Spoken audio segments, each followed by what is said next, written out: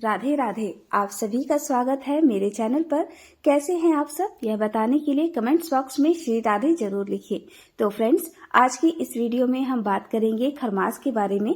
खरमास 2025 में कब से प्रारंभ हो रहा है, कब समाप्त हो रहा है, खरमास के महीने में हमें कौन कौन से कार्य करने चाहिए, कौन से नहीं करने चाहिए। इसके अलावा बहुत सी महत्वपूर्ण बातों के बारे में आज हम इस वीडियो में जानेंगे। तो आप लोग बने रहिए मेरे साथ मेरे चैनल पर। अगर आपको वीडियो पसंद आता है तो प्लीज चैनल को सब्सक्राइब कर दीजिएगा, बेल आइकन को प्रेस कर दीजिएगा, जिससे कि मेरे वीडियो के नए नोटिफिकेशन आप सभी के पास सबसे पहले पहुंचे। तो चलिए शुरुआत करते हैं आज की वीडियो की और जान लेते हैं खरमास से संबंधित सभी महत्वपूर्ण बातें। तो फ्रेंड्स, देव उठनी एकादशी से लेकर जब तक खरमास प्रारंभ नहीं होता तब तक शुभ और मांगलिक कार्य हम करते हैं। जब देव उठ जाते हैं उसके बाद से शुभ और मांगलिक कार्य घर में शुरू हो जाते हैं। किंतु जब से खरमास लग जाता है, यानी कि जब सूर्य देव धनु राशि में प्रवेश करते हैं, तब से खरमास लगता है और हमारे घर के शुभ और मांगलिक कार्य नहीं होते हैं, मतलब कि धीमे पड़ जाते हैं।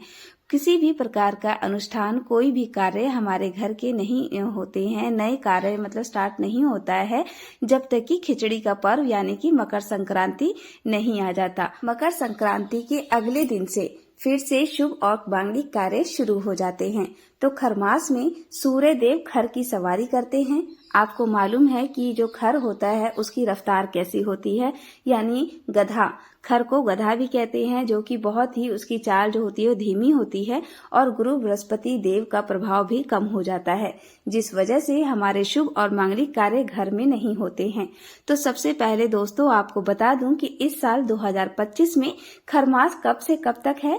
तो 16 दिसंबर दिन मंगलवार से खरमास प्रारंभ हो रहा है और 14 जनवरी को समाप्त होगा। उस दिन खिचड़ी का पर्व मनाते हैं, मकर संक्रांति मनाते हैं, उत्तरायण होते हैं सूर्य देव। तो चलिए आइए जान लेते हैं कि खरमास में हमें कौन कौन से कार्य हैं जो नहीं करने चाहिए।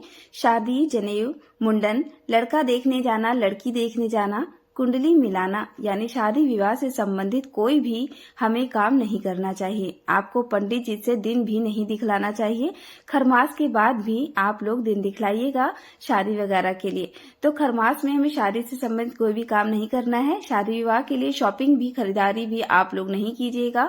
मान लीजिए आपको ज्वेलरी का शॉपिंग करना है पहले से, अगर आप ऑर्डर दिए हैं, क्योंकि खरमास 16 तारीख से शुरू होने वाला है, तो आप उससे पहले अगर ऑर्डर दे रखे हैं तो आप लोग खरमास में ले सकते हैं। लेकिन जब खरमास शुरू हो जाएगा तो आप लोग खरीदारी बिल्कुल भी नहीं कीजिएगा।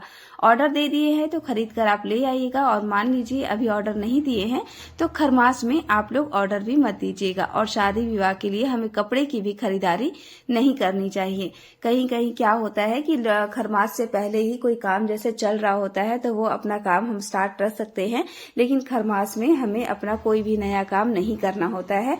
अगर कोई भी काम की आप शुरुआत करेंगे तो 14 जनवरी के बाद ही शादी वगैरह के लिए आप शॉपिंग कीजिएगा। और खरमास में हमें गृह प्रवेश भी नहीं करना चाहिए। मान लीजिए आप लोग अगर नया घर बनाए हुए हैं तो आप लोग खरमास में गृह प्रवेश भी नहीं कर सकते, नींव भी नहीं डालना चाहिए। क्यों? अगर कोई बिजनेस आप लोग शुरू करना चाहते हैं, कोई भी बिजनेस आप लोग नया नहीं शुरू कीजिएगा। मान लीजिए कोई बिजनेस, काम धंधा शुरू कर लेते हैं तो उसमें आगे चलकर बढ़ोतरी नहीं होती है, उन्नति नहीं होती है।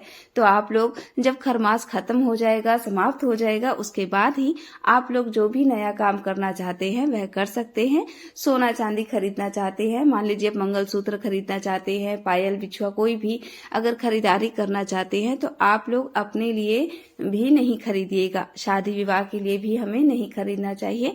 और अपने लिए भी अगर गहना जेवर वगैरह लेना चाहते हैं तो आप लोग नहीं लीजिएगा। उसका जो प्रभाव होता है उतना अच्छा नहीं माना जाता है। बर्थडे वगैरह मना सकते हैं, बच्चे का खरमास अगर बर्थडे में आ रहा है तो आप लोग बर्थडे मना सकते हैं। बच्चों के लिए कपड़े की खरीदारी कर सकते हैं। और अभी ठंडी का मौसम है, ठंडी के मौसम में गर्म वस्त्र हम लोग खरीदते हैं। मान लीजिए जिनको कंबल खरीदना है, रजाई बनवाना है या गर्म वस्त्र की खरीदारी करनी है तो आप लोग वस्त्र वगैरह ले सकते हैं।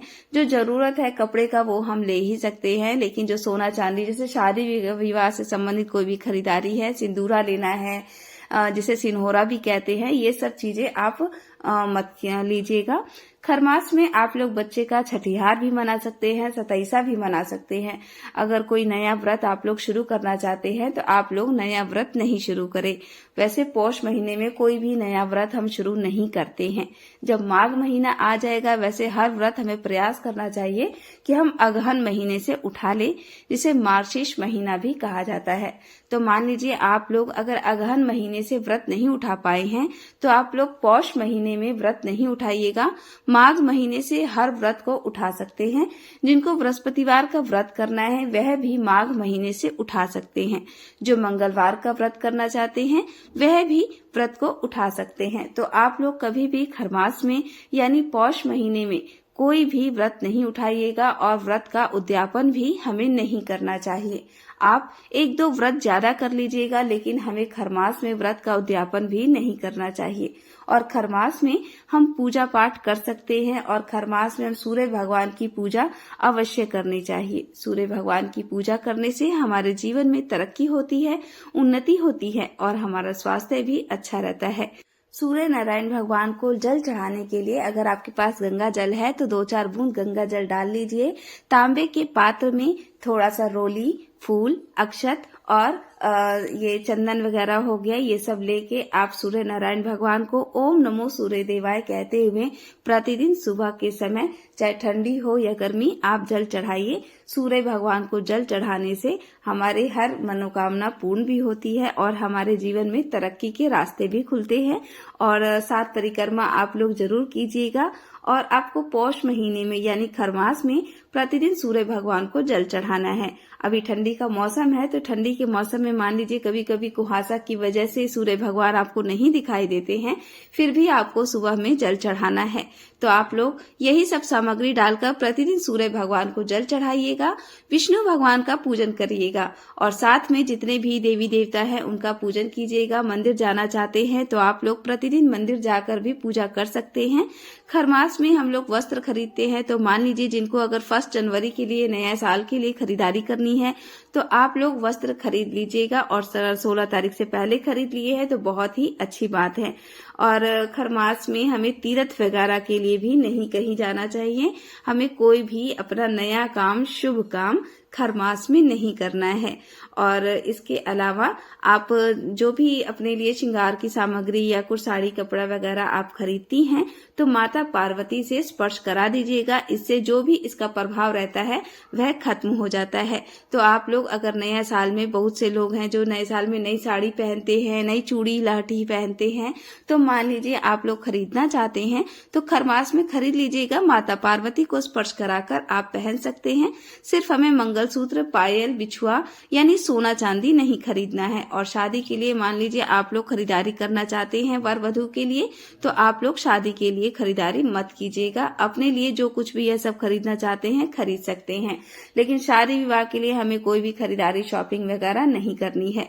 खरमास में कभी भी हमें मायके से ससुराल नहीं जाना चाहिए या ससुराल से मायके नहीं आना चाहिए। और जिन लड़के लड़की की नई शादी हुई है उन्हें इस बात का विशेष ध्यान रखना है। इस बार खरमास 16 दिसंबर से शुरू हो जाएगा और 14 जनवरी को समाप्त हो जाएगा। और खरमास में हमें इन्हीं सब नियमों का पालन जरूर करना चाहिए। तो आज का वीडियो यहीं तक का था। फिर मिलते हैं एक नेक्स्ट वीडियो में। वीडियो अच्छा लगे तो आप लोग इसे जरूर लाइक कीजिएगा, चैनल को सब्सक्राइब करना बिल्कुल मत भूलिएगा। खरमास से जुड़ी यह जानकारी आपको कैसी लगी, इसके लिए कमेंट बॉक्स में श्री राधे जरूर लिखिएगा। मिलते हैं नेक्स्ट वीडियो में। आप सभी लोगों का बहुत बहुत धन्यवाद।